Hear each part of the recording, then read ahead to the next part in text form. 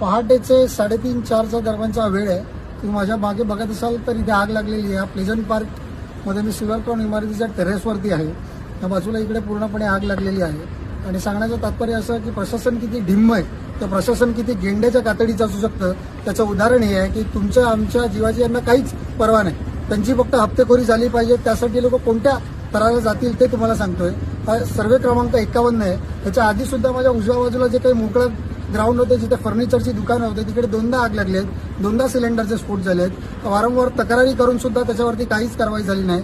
इथे आग लागल्यानंतर 16 मेला शेवटची तक्रार केलेली होती की इकडे मागे सुद्धा असेच फर्निचरची दुकानं उभं केली गेली आहेत जिकडे आग लागू शकते. तिथे माणसं राहतात, तिथे सिलेंडरचा वापर केला जातो आणि सगळं अनधिकृत आहे.